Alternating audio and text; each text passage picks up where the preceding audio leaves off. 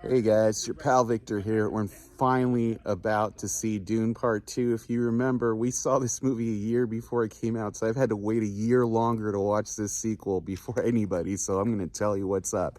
Find out right now.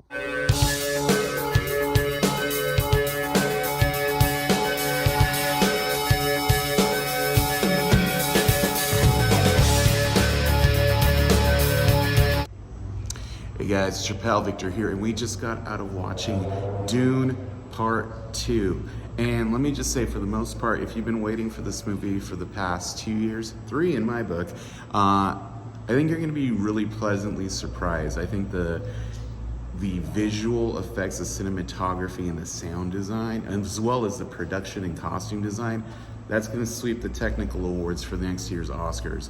I think the story is really interesting. It's interesting because they take Zendaya's character here, Chani, and make her kind of a voice questioning a lot of what Paul is doing. If you've read it, the Frank Herbert novel, that is not an inherent plot element in there. In fact, it's very kind of opposite the way Chani is portrayed as kind of like this willing zealot, sort of the way Stilgar's character is. And let me just say, Javier Bardem is awesome in this movie.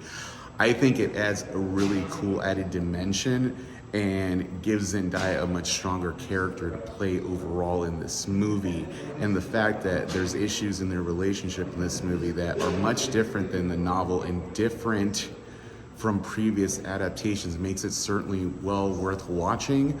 I also think Francis Pugh and Léa Seydoux' character and the limited screen time they're given do a lot for this movie. The world building, no pun intended, is so strong in this that if they wanted to further adapt Herbert's novels like Children of Dune, they could go right in and do that. And that's really interesting, and I would be all for it. I don't think it'll happen, but if you're looking for a clear-cut ending the way previous adaptations done, you don't really get that. You just get a sense of ennui or apprehension about the future, and it's really more of a meditation on the way jihads or holy wars don't really have an ending. People are sort of roped into them, and the role religion overall has in shaping war, from the Crusades all the way to something like the satanic verses and the Ayatollah Khomeini in Iran, you know?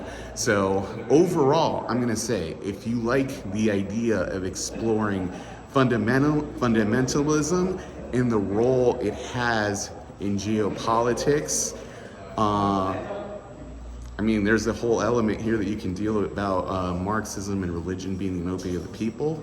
Check out Dune Part 2.